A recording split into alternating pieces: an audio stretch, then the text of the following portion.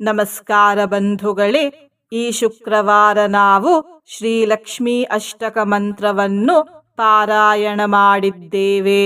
ಈ ಮಂತ್ರವನ್ನು ಅಹಿರ್ಬುಧ್ಯ ಸಂಹಿತೆಯಿಂದ ತೆಗೆದುಕೊಳ್ಳಲಾಗಿದೆ. ನಾವೆಲ್ಲರೂ ಹಣವನ್ನು ಸಂಪಾದಿಸುತ್ತೇವೆ. ಅದರ ಭದ್ರತೆಯ ಬಗ್ಗೆಯೂ ನಾವು ಯೋಚಿಸುತ್ತೇವೆ. ಈ ಮಂತ್ರವು ನಮಗೆ ಹಣವನ್ನು ಭದ್ರತೆಯಿಂದ ಕಾಪಾಡಲು ಸಹಾಯ ಮಾಡುತ್ತದೆ. ಪೋಲು ಖರ್ಚನ್ನು ತಡೆಯುತ್ತದೆ, ಪ್ರಸನ್ನತೆಯನ್ನು ಕೊಡುತ್ತದೆ ಹಾಗೂ ಯಶಸ್ಸನ್ನು ಕೂಡ ಕೊಡುತ್ತದೆ. ಈ ಅದ್ಭುತ ಲಕ್ಷ್ಮಿ ಮಂತ್ರದಲ್ಲಿ ಮಾತೆ ಲಕ್ಷ್ಮಿಯನ್ನು ವಿಶ್ವಾಧ್ಯಕ್ಷೆ, ಮಂಗಳಾವಾಸ ಭೂಮೆ ಹಾಗೂ ಭದ್ರೆ ಎಂದು ಕರೆಯಲಾಗಿದೆ. ಇಂದಿನ ಮನೆಮದ್ದು ಹೀಗಿದೆ. ಮೂತ್ರಕೋಶದಲ್ಲಿ ಕಲ್ಲಿದ್ದರೆ ಈ ಮನೆಮದ್ದನ್ನು ಉಪಯೋಗಿಸಿ. ಕಿರುಕಸಾಲೆ ಸೊಪ್ಪನ್ನು ಬೇಯಿಸಿ, ಈ ಬೇಯಿಸಿದ ಸೊಪ್ಪಿಗೆ ಸ್ವಲ್ಪ ಉಪ್ಪು, ಜೀರಿಗೆ ಹಾಗೂ ಕರಿಮೆಣಸು ಪುಡಿಯನ್ನು ಹಾಕಿ ಮಿಕ್ಸ್ ಮಾಡಿ ಸೇವಿಸಿದರೆ ಮೂತ್ರಕೋಶದಲ್ಲಿರುವ ಕಲ್ಲುಗಳು ನಿಧಾನವಾಗಿ ಕರಗುತ್ತವೆ. ನಿಮಗೆ ತುಂಬಾ ನೋವಿದ್ದರೆ ಅಥವಾ ಬೇರೆ ಯಾವುದಾದರೂ ಕಾಂಪ್ಲಿಕೇಶನ್ಸ್ ಇದ್ದರೆ ವೈದ್ಯರನ್ನು ಸಂಪರ್ಕಿಸಿ. ಬಂಧುಗಳೇ, ನೀವು ಚಾನಲಿಗೆ ಮೊದಲನೇ ಬಾರಿ ಬಂದಿದ್ದರೆ ಚಾನಲ್ ಅನ್ನು ಸಬ್ಸ್ಕ್ರೈಬ್ ಮಾಡಿ, ಹತ್ತಿರದ ಬೆಲ್ ಬಟನ್ ಒತ್ತಿ ಆಲ್ ಅನ್ನುವ ಆಪ್ಷನ್ ಅನ್ನು ಸಿಲೆಕ್ಟ್ ಮಾಡಿ. ನೀವು ಸಬ್ಸ್ಕ್ರೈಬ್ ಮಾಡಿದರೆ ನಮಗೂ ಇನ್ನೂ ಹೆಚ್ಚು ವಿಡಿಯೋ ಮಾಡಲು ಸ್ಫೂರ್ತಿ ಸಿಗುತ್ತದೆ ಮತ್ತು ನಿಮಗೂ ನಮ್ಮ ಹೊಸ ವಿಡಿಯೋ ಅಪ್ಲೋಡ್ ಆದ ತಕ್ಷಣವೇ ಸಿಗುತ್ತದೆ. ಮಂತ್ರಶ್ರವಣ ಮಾಡುವಾಗ ನಮೋ ಲಕ್ಷ್ಮೀ ಮಾತೆ ಎಂದು ಕಮೆಂಟ್ ಮಾಡಿ ಬಂಧುಗಳೇ. ಮಂತ್ರ ಪಾರಾಯಣವನ್ನು ಶುರು ಮಾಡೋಣ. ವಿಶ್ವಾಧ್ಯಕ್ಷೆ ಮಂಗಳಾವಾಸ ಭೂಮೆ ಭದ್ರೇ ಭದ್ರಂ ದೇಹಿ ಮೇ ಸಂಶ್ರಿತಾಯ. ವಿಶ್ವಾಧ್ಯಕ್ಷೆ ಮಂಗಳಾವಾಸ ಭೂಮೆ ಭದ್ರೇ ಭದ್ರಂ ದೇಹಿ ಮೇ ಸಂಶ್ರಿತಾಯ. ವಿಶ್ವಾಧ್ಯಕ್ಷೆ ಮಂಗಳಾವಾಸ ಭೂಮೆ ಭದ್ರೇ ಭದ್ರಂ ದೇಹಿ ಮೇ ಸಂಶ್ರಿತಾಯ. ವಿಶ್ವಾಧ್ಯಕ್ಷೆ ಮಂಗಳಾವಾಸ ಭೂಮೆ ಭದ್ರೇ ಭದ್ರಂ ದೇಹಿ ಮೇ ಸಂಶ್ರಿತಾಯ. ವಿಶ್ವಾಧ್ಯಕ್ಷೆ ಮಂಗಳಾವಾಸ ಭೂಮೆ ಭದ್ರೇ ಭದ್ರಂ ದೇಹಿ ಮೇ ಸಂಶ್ರಿತಾಯ. ವಿಶ್ವಾಧ್ಯಕ್ಷೆ ಮಂಗಳಾವಾಸ ಭೂಮೆ ಭದ್ರೇ ಭದ್ರಂ ದೇಹಿ ಮೇ ಸಂಶ್ರಿತಾಯ. ವಿಶ್ವಾಧ್ಯಕ್ಷೆ ಮಂಗಳಾವಾಸ ಭೂಮೆ ಭದ್ರೇ ಭದ್ರಂ ದೇಹಿ ಮೇ ಸಂಶ್ರಿತಾಯ. ವಿಶ್ವಾಧ್ಯಕ್ಷೆ ಮಂಗಳಾವಾಸ ಭೂಮೆ ಭದ್ರೇ ಭದ್ರಂ ದೇಹಿ ಮೇ ಸಂಶ್ರಿತಾಯ. ವಿಶ್ವಾಧ್ಯಕ್ಷೆ ಮಂಗಳಾವಾಸ ಭೂಮೆ ಭದ್ರೇ ಭದ್ರಂ ದೇಹಿ ಮೇ ಸಂಶ್ರಿತಾಯ. ವಿಶ್ವಾಧ್ಯಕ್ಷೆ ಮಂಗಳಾವಾಸ ಭೂಮೆ ಭದ್ರೇ ಭದ್ರಂ ದೇಹಿ ಮೇ ಸಂಶ್ರಿತಾಯ. ವಿಶ್ವಾಧ್ಯಕ್ಷೆ ಮಂಗಳಾವಾಸ ಭೂಮೆ ಭದ್ರೇ ಭದ್ರಂ ದೇಹಿ ಮೇ ಸಂಶ್ರಿತಾಯ. ವಿಶ್ವಾಧ್ಯಕ್ಷೆ ಮಂಗಳಾವಾಸ ಭೂಮೆ ಭದ್ರೇ ಭದ್ರಂ ದೇಹಿ ಮೇ ಸಂಶ್ರಿತಾಯ. ವಿಶ್ವಾಧ್ಯಕ್ಷೆ ಮಂಗಳಾವಾಸ ಭೂಮೆ ಭದ್ರೇ ಭದ್ರಂ ದೇಹಿ ಮೇ ಸಂಶ್ರಿತಾಯ. ವಿಶ್ವಾಧ್ಯಕ್ಷೆ ಮಂಗಳಾವಾಸ ಭೂಮೆ ಭದ್ರೇ ಭದ್ರಂ ದೇಹಿ ಮೇ ಸಂಶ್ರಿತಾಯ. ವಿಶ್ವಾಧ್ಯಕ್ಷೆ ಮಂಗಳಾವಾಸ ಭೂಮೆ ಭದ್ರೇ ಭದ್ರಂ ದೇಹಿ ಮೇ ಸಂಶ್ರಿತಾಯ. ವಿಶ್ವಾಧ್ಯಕ್ಷೆ ಮಂಗಳಾವಾಸ ಭೂಮೆ ಭದ್ರೇ ಭದ್ರಂ ದೇಹಿ ಮೇ ಸಂಶ್ರಿತಾಯ. ವಿಶ್ವಾಧ್ಯಕ್ಷೆ ಮಂಗಳಾವಾಸ ಭೂಮೆ ಭದ್ರೇ ಭದ್ರಂ ದೇಹಿ ಮೇ ಸಂಶ್ರಿತಾಯ. विश्वाध्यक्षे मङ्गलावासभूमे भद्रे भद्रं देहि मे संश्रिताय। विश्वाध्यक्षे मङ्गलावासभूमे भद्रे भद्रं देहि मे संश्रिताय। विश्वाध्यक्षे मङ्गलावासभूमे भद्रे भद्रं देहि मे संश्रिताय। विश्वाध्यक्षे मङ्गलावासभूमे भद्रे भद्रं देहि मे संश्रिताय। विश्वाध्यक्षे मङ्गलावासभूमे भद्रे भद्रं देहि मे संश्रिताय। विश्वाध्यक्षे मङ्गलावासभूमे भद्रे भद्रं देहि मे संश्रिताय। विश्वाध्यक्षे मङ्गलावासभूमे भद्रे भद्रं देहि मे संश्रिताय। विश्वाध्यक्षे मङ्गलावासभूमे भद्रे भद्रं देहि मे संश्रिताय। विश्वाध्यक्षे मङ्गलावासभूमे भद्रे भद्रं देहि मे संश्रिताय। विश्वाध्यक्षे मङ्गलावासभूमे भद्रे भद्रं देहि मे संश्रिताय। विश्वाध्यक्षे मङ्गलावासभूमे भद्रे भद्रं देहि मे संश्रिताय। विश्वाध्यक्षे मङ्गलावासभूमे भद्रे भद्रं देहि मे संश्रिताय। विश्वाध्यक्षे मङ्गलावासभूमे भद्रे भद्रं देहि मे संश्रिताय। विश्वाध्यक्षे मङ्गलावासभूमे भद्रे भद्रं देहि मे संश्रिताय। विश्वाध्यक्षे मङ्गलावासभूमे भद्रे भद्रं देहि मे संश्रिताय। विश्वाध्यक्षे मङ्गलावासभूमे भद्रे भद्रं देहि मे संश्रिताय। विश्वाध्यक्षे मङ्गलावासभूमे भद्रे भद्रं देहि मे संश्रिताय। विश्वाध्यक्षे मङ्गलावासभूमे भद्रे भद्रं देहि मे संश्रिताय। विश्वाध्यक्षे मङ्गलावासभूमे भद्रे भद्रं देहि मे संश्रिताय। विश्वाध्यक्षे मङ्गलावासभूमे भद्रे भद्रं देहि मे संश्रिताय।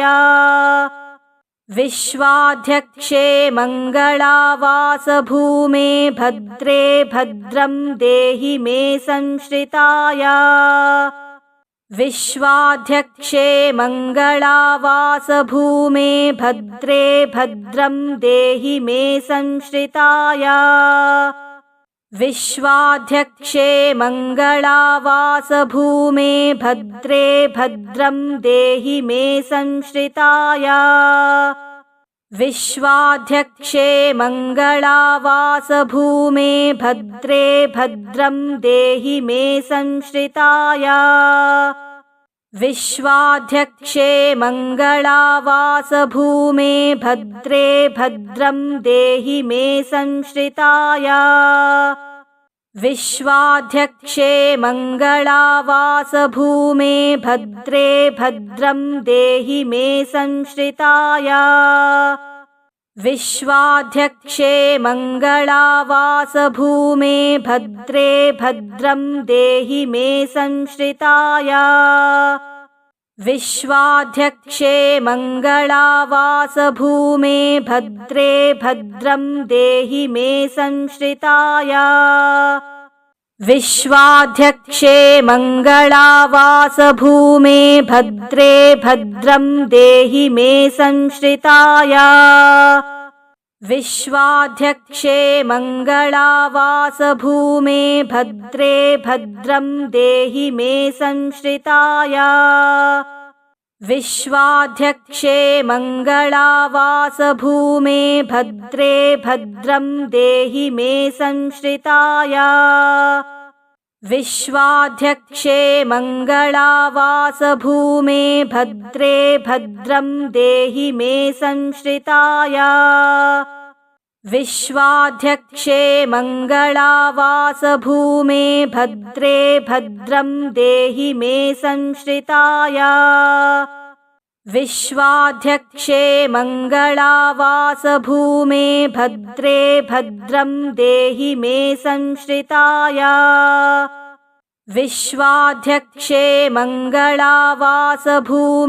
भद्रे भद्रं देहि मे संश्रिताय विश्वाध्यक्षे मङ्गलावासभूमे भद्रे भद्रं देहि मे संश्रिताय विश्वाध्यक्षे मङ्गलावासभूमे भद्रे भद्रं देहि मे संश्रिताय विश्वाध्यक्षे मङ्गलावासभूमे भद्रे भद्रं देहि मे संश्रिताय विश्वाध्यक्षे मङ्गलावासभूमे भद्रे भद्रं देहि मे संश्रिताय विश्वाध्यक्षे मङ्गलावासभूमे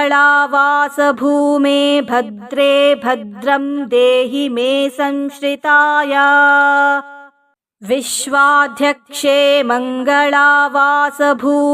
भद्रे भद्रं देहि मे संश्रिताय विश्वाध्यक्षे मङ्गलावासभूमे भद्रे भद्रं देहि मे संश्रिताय विश्वाध्यक्षे मङ्गलावासभूमे भद्रे भद्रं देहि मे संश्रिताय विश्वाध्यक्षे मङ्गलावासभूमे भद्रे भद्रं देहि मे संश्रिताय विश्वाध्यक्षे मङ्गलावासभूमे भद्रे भद्रं देहि मे संश्रिताय विश्वाध्यक्षे मङ्गलावासभूमे भद्रे भद्रं देहि मे संश्रिताय विश्वाध्यक्षे मङ्गलावासभूमे भद्रे भद्रं देहि मे संश्रिताय विश्वाध्यक्षे मङ्गलावासभूमे भद्रे भद्रं देहि मे संश्रिताय विश्वाध्यक्षे मङ्गलावासभूमे भद्रे भद्रं देहि मे संश्रिताय विश्वाध्यक्षे मङ्गलावासभूमे भद्रे भद्रं देहि मे संश्रिताय विश्वाध्यक्षे मङ्गलावासभूमे भद्रे भद्रं देहि मे संश्रिताय विश्वाध्यक्षे मङ्गलावासभूमे भद्रे भद्रं देहि मे संश्रिताय विश्वाध्यक्षे मङ्गलावासभूमे भद्रे भद्रं देहि मे संश्रिताय विश्वाध्यक्षे मङ्गलावासभूमे भद्रे भद्रं देहि मे संश्रिताय विश्वाध्यक्षे मङ्गलावासभूमे भद्रे भद्रं देहि मे संश्रिताय विश्वाध्यक्षे मङ्गलावासभूमे भद्रे भद्रं देहि मे संश्रिताय विश्वाध्यक्षे मङ्गलावासभूमे भद्रे भद्रं देहि मे संश्रिताय विश्वाध्यक्षे मङ्गलावासभूमे भद्रे भद्रं देहि मे संश्रिताय विश्वाध्यक्षे मङ्गलावासभूमे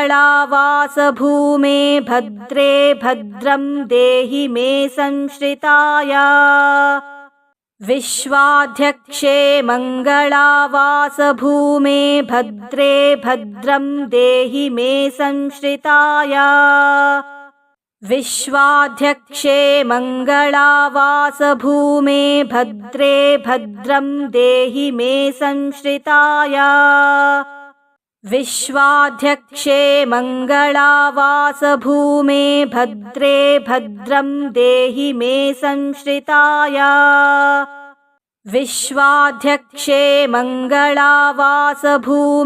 भद्रे भद्रं देहि मे संश्रिताय विश्वाध्यक्षे मङ्गलावासभूमे भद्रे भद्रं देहि मे संश्रिताय विश्वाध्यक्षे मङ्गलावासभूमे भद्रे भद्रं देहि मे संश्रिताय विश्वाध्यक्षे मङ्गलावासभूमे भद्रे भद्रं देहि मे संश्रिताय विश्वाध्यक्षे मङ्गलावासभूमे भद्रे भद्रं देहि मे संश्रिताय विश्वाध्यक्षे मङ्गलावासभूमे भद्रे भद्रं देहि मे संश्रिताय विश्वाध्यक्षे मङ्गलावासभूमे भद्रे भद्रं देहि मे संश्रिताय विश्वाध्यक्षे मङ्गलावासभूमे भद्रे भद्रं देहि मे संश्रिताय विश्वाध्यक्षे मङ्गलावासभूमे भद्रे भद्रं देहि मे संश्रिताय विश्वाध्यक्षे मङ्गलावासभूमे भद्रे भद्रं देहि मे संश्रिताय विश्वाध्यक्षे मङ्गलावासभूमे भद्रे भद्रं देहि मे संश्रिताय विश्वाध्यक्षे मङ्गलावासभूमे भद्रे भद्रं देहि मे संश्रिताय विश्वाध्यक्षे मङ्गलावासभूमे भद्रे भद्रं देहि मे संश्रिताय विश्वाध्यक्षे मङ्गलावासभूमे भद्रे भद्रं देहि मे संश्रिताय विश्वाध्यक्षे मङ्गलावासभूमे भद्रे भद्रं देहि मे संश्रिताय विश्वाध्यक्षे मङ्गलावासभूमे भद्रे भद्रं देहि मे संश्रिताय विश्वाध्यक्षे मङ्गलावासभूमे भद्रे भद्रं देहि मे संश्रिताय विश्वाध्यक्षे मङ्गलावासभूमे भद्रे भद्रं देहि मे संश्रिताय विश्वाध्यक्षे मङ्गलावासभूमे भद्रे भद्रं देहि मे संश्रिताय विश्वाध्यक्षे मङ्गलावासभूमे भद्रे भद्रं देहि मे संश्रिताय विश्वाध्यक्षे मङ्गलावासभूमे भद्रे भद्रं देहि मे संश्रिताय विश्वाध्यक्षे मङ्गलावासभूमे भद्रे भद्रं देहि मे संश्रिताय विश्वाध्यक्षे मङ्गलावासभूमे भद्रे भद्रं देहि मे संश्रिताय विश्वाध्यक्षे मङ्गलावासभूमे